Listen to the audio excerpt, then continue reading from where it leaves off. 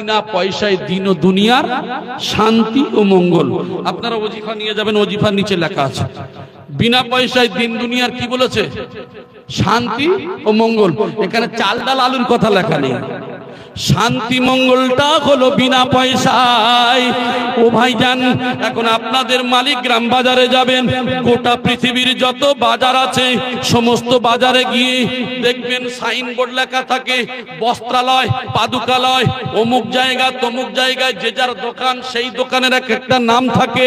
কিন্তু কোন দোকানের সাইনবোর্ড এমন পেয়েছেন নাকি এখানে শান্তি মঙ্গল বিক্রয় হয়? পেয়েছেন?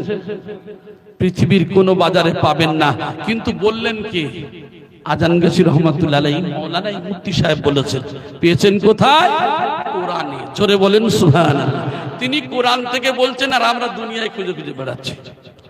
কোরআন বলছে আলা বিযিকরিল্লাহি তাতমাইন্নুল কুলুব। আল্লাহর জিকির, কোরআন তেলাওয়াতের মধ্যে রয়েছে শান্তি।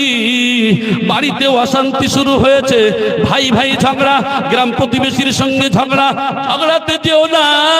উযু সেরে নিয়ে কোরআনের মধ্যে কোরআন তেলাওয়াত করো, তোমার মধ্যে আসবে শান্তি। এটা হলো বিনা পয়সায়। একবার জোরে বলি সুবহানাল্লাহ। নামাজে দুরাকাত নামাজে দাঁড়িয়ে যাও, এর মধ্যে রয়েছে শান্তি। হাদিসের মধ্যে এসেছে ক্বালা কাসরাতুয যিকরিল মাউত ওয়া তিলওয়াতিল কোরআন। শান্তি আছে কোথায়? জিকিরের মধ্যে। শান্তি আছে কোথায়? কোরআন তেলাওয়াতের মধ্যে। শান্তি আছে কোথায়? মৃত্যুর স্মরণের মধ্যে। তিনি কোরআন ও হাদিস থেকে নিয়ে কথা বললেন, আর আমরা দুনিয়ায় চাল ডাল আলু খুঁজে বেড়াচ্ছি। আমার সোনার ভাইয়েরা, এই জন্য করে সে যে কোনো ওলি আল্লাহ হোক, যে সিলসিলারই হোক, যখন কোনো উত্তম মানুষ কোনো কথা বলবেন, বরং ঠাট্টা গীবত গিল্লা করবেন না। যে সিলসিলারই হোক, আমাদের কাজ হবে মনে করতে হবে আমি পাপী, কিছু বুঝি না, আমি অদম, আমার সেই জ্ঞান নাই। নিজেকে নিজে অনেক ছোট মনে করবেন। কারণ যদি আপনার না জানা থাকে, ফাসআলু আহলাদ যিকরি ইন কুনতুম লা তা'লামুন, যেটা তুমি জানো না জ্ঞানীদের কাছে থেকে জেনে নাও। এখানে এমন একজন সাধারণ মানুষ আছে যেটা সে জানে আমি জানি না, আমি যেটা জানি সে জানে না। অতএব দুর্বল মানুষকে দুর্বল মনে করো না। ইসলাম সবার সমান অধিকার দিয়েছে। একবার জোরে বলি সুবহানাল্লাহ। আমার ভাইজানেরা, তো যে কথা বলছিলাম, আল্লাহর রাসূলকে পাঠানো হলো গোটা বিশ্বের জন্য। সেই রাসূল আসলেন, গোটা বিশ্বের মানুষের কাছে দাওয়াত দিলেন। এই দাওয়াত দিলেন মুফতি আজান গাছি রহমাতুল্লাহ আলাইহি। এখন আপনারা অনেকেই জানেন, বলে আপনাদের আজান গাছিদের গোশত খাওয়া হারাম না নাজায়েজ। আপনাদের আলুর দম করে কেন? বলে না, বলে না। আমার সোনার ভাই, ভালো করে শুনুন। কোরআন শুধু মুসলমানদের না, গোটা বিশ্বের বলেছি, গোটা বিশ্বের জন্য। মুহাম্মদ সাল্লাল্লাহু আলাইহি সাল্লাম যে এসেছেন, ইনি হলেন গোটা বিশ্বের জন্য। সুমতি মাতাময়ী মমতাময়ী দিবস শরীদ শুক্লপক্ষ 12 রবিউল আউয়াল দাদ শরীফে নমস্তস্যয় মহানমা। সুমতির গর্ভে আসবেন তিনি কে? তিনি হলেন সেই ব্যক্তি নরাশংস। নর মানে মানুষ, শাংস মানে প্রশংসিত মানুষ। তিনি হলেন মুহাম্মদ সাল্লাল্লাহু আলাইহি ওয়াসাল্লাম। কার গর্ভে আসবেন? সুমতির গর্ভে আসবেন। সুমতি শব্দের অর্থ হলো শান্তিপূর্ণ অচঞ্চল নারী। তিনি হলেন আমিনা। আরবি শব্দ হলো আমিনা, যার মানে হলো শান্তিপূর্ণ অচঞ্চল নারী। তার গর্ভে আসবেন তিনি হলেন মুহাম্মদ সাল্লাল্লাহু আলাইহি ওয়াসাল্লাম। ইনি আসবেন কিসের জন্য? যে সময় রাজারা হবে ডাকাতের মতো, যে সময় অন্ধকারের যুগ নেমে আসবে, মুহাম্মদ সাল্লাল্লাহু আলাইহি ওয়াসাল্লাম আসবেন আলো ফোটাতে। জোরে বলেন সুবহানাল্লাহ। এ রাসূল যে আসলেন, ইনি গোটা বিশ্বের মানুষকে দাওয়াত দিলেন। ইনি কোন ধর্ম দেখলেন না, সিলসিলা তো দূরের কথা। আজকে অনেকেই চিন্তা করছেন আপনাদের আলুর দম খাওয়া, আপনাদের গোশত খাওয়া হারাম। আসলে হারাম নয় আর নাজায়েজ নয়। গোশত আপনি খান না, আগে খান পরে খান, সব সময় খাচ্ছেন তো, যত পারেন খান না। কিন্তু এই মজলিসে কেন এই তাবারুকে সবাই একসঙ্গে এই নিরামিষিটা কেন করেছেন? আমি বলেছি কোরআন যেমন সবার, রাসূল যেমন সবার, এখানে সমস্ত ধর্মের মানুষকে দাওয়াত করা হয়। এখানে আজানগাছি ফুরফুরা তবলিগ শুধু নয়, আপনাদের এলাকায় হয়তো নেই, কিন্তু অন্যান্য জায়গায় হিন্দু, জৈন, খ্রিস্টান যে এলাকা সবার দাওয়াত করা হয়। আর এখানে আসার পরে কোরআন তাদের ধর্ম নয় কি বলে, কোরআন তারা শুনবে, হাদিসের কথা তারা শুনবে, আর খাবার সময় যেন না বঞ্চিত হয়ে যায়। এই জন্য করে সুমুক্তি আজানগাছি রহমাতুল্লাহ আলাইহি ন্যূনতম একটা খাদ্য করেছেন, যেটা নিরামিষের ব্যবস্থা, যাতে কোরআনও শুনবে, রসুলের হাদিসও শুনবে, খাবার সময় যেন না বঞ্চিত হয়ে যায়, তাই তিনি নিরামিষের ব্যবস্থা করেছেন। জোরে বলি সুবহান। ডায়মন্ড হারবার এলাকায় একজন ভাই আমাকে বলছেন, তাহলে মুরগি করতে পারতেন, মুরগি করতে পারতেন। তখন আমি বলেছিলাম, এখন খাওয়ার না খাওয়া জায়েজ না জায়েজ আমি পরে যাব। এখন যারা দেখবেন আপনার বৌদ্ধ ধর্মের ভাই, এরা বলে জীব হত্যা মহাপাপ, এখন মুরগি হলে এরা তো খাবে না। শাকসবজি উমুক তুমুক যে আছে, যে কাটে বা খায়, এ সম্পর্কে অনেক যুক্তি আছে, আমি সেদিকে যাচ্ছি না। তবে বলার উদ্দেশ্য হলো, যদি মুরগি হয় তারা খাবে কেন? জীব হত্যা মহাপাপ তাদের ধর্মের মধ্যে। তাই ন্যূনতম যে খাদ্যটা করেছেন, এখানে যে আসবে সে এখানে কোরআন ও হাদিসের কথা শুনবে, খাওয়ার সময় তারা মাহরুম বা বঞ্চিত হবে না, এক জায়গায় কাঁধে কাঁধ মিলিয়ে তারাও খেতে পারবে। জোরে বলেন সুবহান। আমার সোনার ভাইয়েরা, এখন আমি আপনাদেরকে বলি, অনেকেই বলে আজানগাছিরা এরা হলো বিদআতি দল। কারণ এই মজলিসে যখন বসা হয়, বলা হয় যে বাবা তুমি ওযু সেরে 2 রাকাত নফল নামাজ পড়ে বসো, বলে এই জন্য করে বলে এরা বেদাত। আচ্ছা বলেন তো দেখি, ইসলাম পবিত্র ধর্ম না অপবিত্র বলেন? আল্লাহ পাক, রসুল পাক, ধর্মের সব কিছু হবে পাক। এই জন্য করে ও বাবা, ফাগসিলু উজুহাকুম ওয়া আইদিয়াকুম ইলাল মারাফিক ওয়ামসাহু বিরুসিকুম ওয়া আরজুলাকুম ইলাল কাবাইন। ও বাবা, তুমি অনেক মানুষ যারা ফ্রি ফায়ারে ব্যস্ত, অনেক জায়গায় যারা মদের বোতল নিয়ে বসে আছে, আর আল্লাহ পাক রব্বুল আলামিন তোমাকে কবুল করে নিয়ে রাসূল বলেছেন জান্নাতের বাগান, জান্নাতের বাগানে তুমি এসে গেছো। অতএব এই জান্নাতের বাগানে তুমি আসবে ওযু সেরে পবিত্র হয়ে এই মজলিসে এসে 2 রাকাত নফল নামাজ পড়বে আর শুকরিয়া আদায় করবে। আল্লাহ, কত মানুষ কত জায়গায় রয়েছে, আর আজকে আমার সময় বার করে নিয়ে আপনার জান্নাতের বাগানে পৌঁছে দিয়েছেন, এই শুকরিয়ার জন্য 2 রাকাত নামাজ পড়ছি। অনেকেই বলে এটা হলো বিদআত, অথচ নফল নামাজ সম্পর্কে 200-400 হাদিস আলোচনা করা যাবে। 200-400 হাদিস। আমি এখন থেকে দাঁড়িয়ে যদি আপনাদের সারা রাত বক্তৃতা করি, কোরআন হাদিস থেকে বলতে বলতে রাত পরিষ্কার হয়ে যাবে। কারণ ইসলাম তো ছোটখাটো বিষয় নয়। ইসলামের প্রত্যেকটা কাজ, প্রত্যেকটা জিনিস, প্রত্যেকটার মধ্যে সায়েন্স রয়েছে, প্রত্যেকটার মধ্যে যুক্তি রয়েছে, প্রত্যেকটা জিনিসের মধ্যে মানুষ আমরা তো বোঝাতে পারি না আর বুঝতে পারি না, যার কারণে আমাদের মধ্যে যত অশান্তি আর অশান্তি চলছে। আসলে এই অশান্তি শান্তি ফিরে আসবে যদি আমরা কোরআনের ছায়াতলে এসে একে অপরের মহব্বত করে হাতকে উজাড় করে বুকে টেনে নিই, দেখবেন থাকতে পারে না কোনো অশান্তি। ইসলাম তো শান্তিই দেয়। জোরে বলেন সুবহান। আমার ভাই, তাহলে আমরা হাক্কানি আঞ্জুমানকে অনেকে অনেক কথা বলি, আর সেই হাক্কানি আঞ্জুমান কি দোয়া করছেন দেখেন, ইলাহি রহমত ज़्यादा कर কিয়ামত তক तमाम আলম पर। আল্লাহ, শুধু আজানগাছি নয়, ফুরফুরা নয়, তবলিগ নয়, আল্লাহ গো পৃথিবীর জমিনে মানুষ থেকে নিয়ে কত জঙ্গলের প্রাণী রয়েছে যাদের কত কষ্টের মধ্যে রয়েছে, পুকুরের মধ্যে কত প্রাণী রয়েছে, এই জমিনে মাটির সঙ্গে কত কীট পতঙ্গ রয়েছে যেগুলি মাইক্রোস্কোপ দিয়ে দেখতে হয়, চোখে দেখা যায় না।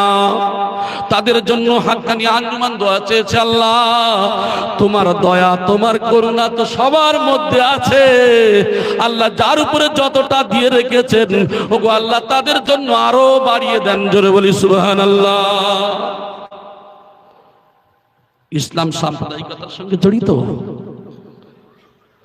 রাসূল বলেছেন ইসলাম এমন একটা ধর্ম, একজন বুড়ি মহিলা নবীর ভয়ে পালিয়ে যাচ্ছেন, নবীর ভয়ে পালিয়ে যাচ্ছেন। আল্লাহর নবীর সঙ্গে দেখা। বুড়িমা, আপনি কোথায় যাবেন? বলে, বাবারে, মুহাম্মদ নামে এমন একজন ডেঞ্জার ব্যক্তি, যার সম্পর্কে শুনলাম এত ডেঞ্জার, যার ভয়ে আমি পালিয়ে যাচ্ছি। বলছে, বুড়িমা, আপনার গাড়লি পুড়লি তো অনেকগুলি, আপনি আমার মাথায় তুলে দেন। আল্লাহর নবী নিজে ঘাড়ে আর মাথায় করে নিয়ে বুড়িমার গাড়লি পুড়লি গুলো নিয়ে যায়। আর বুড়িমা বলে, মুহাম্মদ না জন্ম নিয়ে তুমি মুহাম্মদ হলে কতই না ভালো হতো। আল্লাহর নবী কোনো কথা বলেন না, গন্তব্যস্থলে পৌঁছে দিলেন। পৌঁছে দিয়ে আল্লাহর নবী চলে আসছেন। আর বুড়িমা বলছে, বাবারে, তোমার নাম পরিচয় জানা হলো না, একটু দাঁড়াও বাবা। ওই সময় বলছে, বাবা, তোমার নাম পরিচয় তো জানা হলো না। বলে, বুড়িমা, আমি আমার নাম পরিচয় আপনার কাছে কি দেব? বুড়িমা, আপনি যে মুহাম্মাদের ভয়ে পালিয়ে যাচ্ছেন, আমি হলাম সেই হতভাগা মুহাম্মদ। বুড়িমার চোখ থেকে পানি এসে গেল। বুড়িমা এই সময় বলে, বাবারে, আমি মক্কার মানুষদের মুখে শুনেছি তুমি হলে ডেঞ্জার, কিন্তু আমি স্বচক্ষে দেখলাম তোমার আদর্শ উত্তম আদর্শ।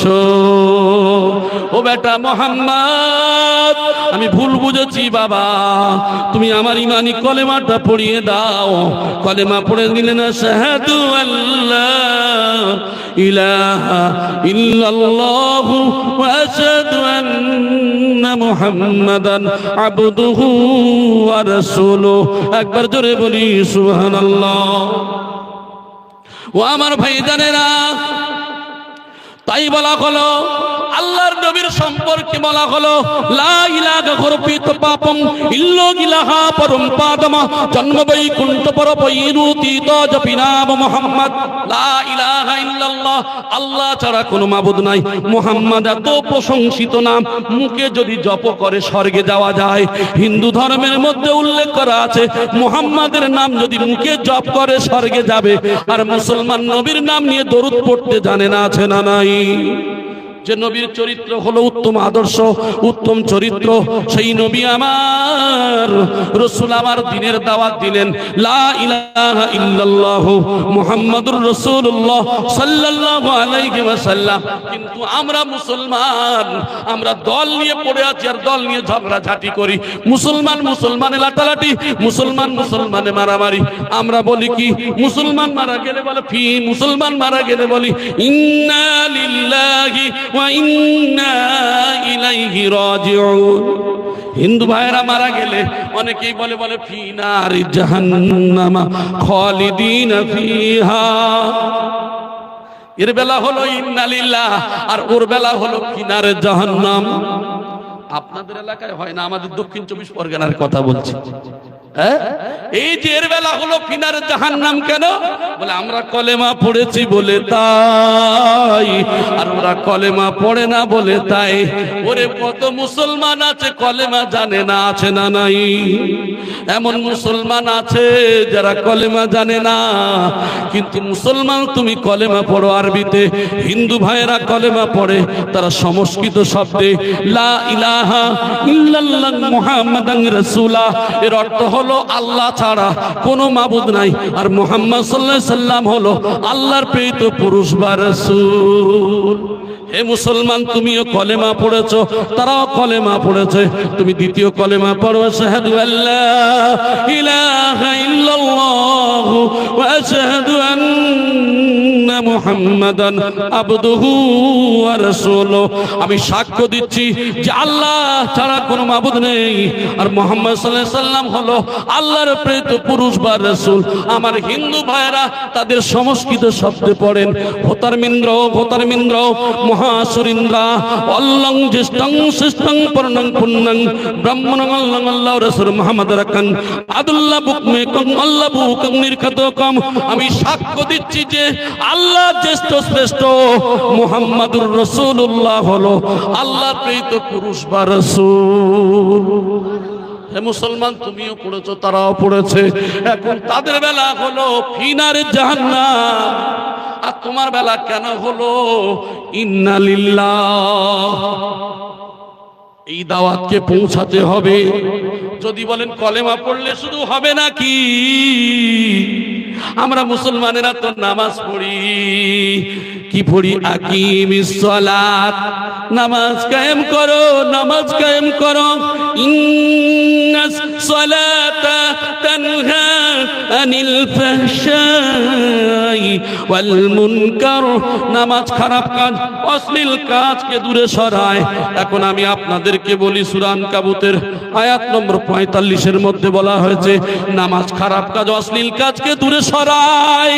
হে মুসলমান, অনেকে মুসলমান আছে নামাজ পড়ে না, ঠিক কিনা?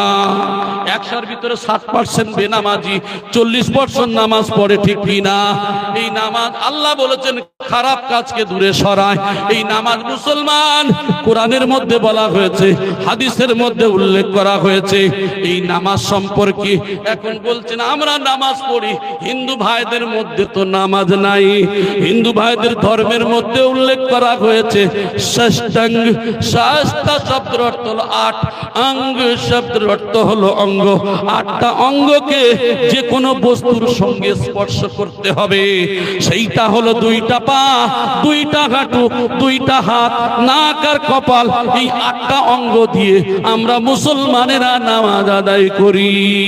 তাদের ভাষায় তারা গড় করে, আসলে এটাই নামাজের কথা উল্লেখ করা আছে। যদি বলেন গড় করি, কারে গড় করে? না কাসিয়া কা জানাতান কাদিপাহা, তিনি হলো এক একক, তানার কোনো মনি প্রভু নেই, ঈশ্বরের কোনো পিতা মাতা নেই। লাম ইয়ালিদ ওয়া লাম ইউলাদ, তিনি কাউকে জন্ম দেয় নাই, কারোর দ্বারা জন্ম নেয় নাই, তিনি হলেন আল্লাহ। আমার ভাইয়েরা, তাই বলা হয়েছে না তা স্যাপরাতমা আস্তি, তার কোনো সাদৃশ্য নেই, তিনি হলেন নিরাকার, তিনি হলেন ঈশ্বরের যোগ্য। হিন্দু ভাইদের ধর্মের মধ্যে উল্লেখ করা আছে তিনি হলেন ঈশ্বর, যার কোনো আকার নেই, তিনি হলেন আল্লাহ। আমরা হিন্দু, আমরা মুসলমান ভাইরা আল্লাহর নাম ধরে ডাকি রহমান, রহিম, সত্তার, জব্বার, খলিক, মালিক, বিভিন্ন নাম ধরে ডাকি। হিন্দু ভাইরা ডাকেন ব্রহ্মা, কৃষ্ণ, বিভিন্ন নাম ধরে ডাকে, ডাকে না ডাকে না। তাদের ধর্মের মধ্যে বলা আছে একম আসত বিপ্রা বহুদা বিদান্তি, এক সাধুগণ ঈশ্বরকে বহু নামেই ডাকে। যেমন আমরা আরবিতে ডাকি, তারা সংস্কৃত শব্দে ডাকে। আমার সোনার ভাইয়েরা, এখন আমি আপনাদেরকে বলতে চাই, এখন তারা সংস্কৃত শব্দে ডাকে আর আমরা আরবিতে ডাকি। এখন যদি মানে করা যায়, এখানে দেখা যায় সেই মানের মধ্যে উল্লেখ করা আছে। আমার সোনার ভাইয়েরা, মানে মতলবের দিকে লক্ষ্য করলে মানে যদি উল্টে দিই সমস্যা। কিন্তু জেনে রাখবেন, কিছু নাম যেগুলি মানুষের দেওয়া, আর কিছু নাম আছে যেটা স্বয়ং আল্লাহর তরফ থেকে। কারণ দেখবেন আল্লাহর যে নাম, এই আল্লাহ পাক রব্বুল আলামিনের নাম, এটা দুনিয়ার কোনো মানুষের দেওয়া নয়। তবে আমি আপনাদেরকে বলবো, হাক্কানি আঞ্জুমান কঠোর ভরে বলে যে সিলসিলা তো দূরের কথা, আমার হিন্দু ভাইদের অপমান করার জন্য কথা বলা নিষেধ। আমি এই জন্য করে হিন্দু ভাইদের পায়ে ধরে বলি, হাতে ধরে বলি। আর হাক্কানি আঞ্জুমান থেকে হিন্দু ভাইদের কনফারেন্সে হাক্কানি আঞ্জুমান থেকে পাঠানো হয় ফুরফুরা তাবলীগ। হাক্কানি আঞ্জুমান থেকে কোনো দল সিলসিলা দেখা হয় না, কারণ সবাই হলো আল্লাহর বান্দা, নবীর উম্মত। এই জন্য করে সব জায়গায় হাক্কানি আঞ্জুমান থেকে পাঠানো হয়। হিন্দু ভাইদের কোনো কনফারেন্স হলে, কোনো ধর্মের কোনো জায়গায় কোনো যদি হয়, কোনো যদি কনফারেন্স হয়, সেখানেও হাক্কানি আঞ্জুমান থেকে পাঠানো হয়। একবার জোরে বলি সুবহানাল্লাহ। কারণ সবাই তো আল্লাহর বান্দা, আমরা হলাম নবীর উম্মত। আল্লাহ পাঠিয়েছেন, কাল কিয়ামতের ময়দানে যেদিন বিচার নেবেন, একজন একজন করে নেবেন, আলাদা করে নেবেন না। তাহলে আমাদের কাজ হবে সত্যটা জানিয়ে দেওয়া, এর নাম হলো ইসলাম। তবে কোন হিন্দু ভাইদের ধর্মকে ছোট করে, ঘৃণা করে এ কথা বলা হয় না। ধর্মকে সম্মান করা, এটা হলো আমাদের কাজ। তবে কাউকে অসম্মান করে নিজের ধর্ম, আমি মনে করছি আমার ধর্মটা সঠিক, আর তাদের ধর্মটাকে আমরা বিভিন্ন ভাবে কি বললাম, বিভিন্ন ভাষা দিয়ে তাদেরকে এমন ভাবে বললাম যে তাদের মনে কষ্ট হলো। ইসলাম তো এ কষ্ট দেয় না। ইসলাম। তবে আল্লাহ বলেছেন ইন্না দীনা ইনদাল্লাহিল ইসলাম, পৃথিবীর জমিনে এক নম্বর ধর্ম হলো, সেটা হলো শান্তি। শান্তি, জোরে বলি সুবহানাল্লাহ, তার নাম হলো ইসলাম। এইবারে এই হিন্দু ভাই বলেন, খ্রিস্টান ভাই, আমি বিভিন্ন ধর্ম নিয়ে অনেক জায়গায় আলোচনা করেছি, আপনারা অনেকেই জানেন। তবে আমার বলার উদ্দেশ্য হলো, সমস্ত ধর্মে হাক্কানি আঞ্জুমান একটাই কথা বলে, শুধু দাওয়াতের বার্তা ছাড়া আর কিছু নয়, ভালোবাসা দিয়ে, উদারতা দিয়ে একমাত্র হাক্কানি আঞ্জুমান ডাকেন। কারণ ইলাহি রহমত জিয়াদা কর কিয়ামত তক তামাম আলমের প্রতি, জোরে বলেন।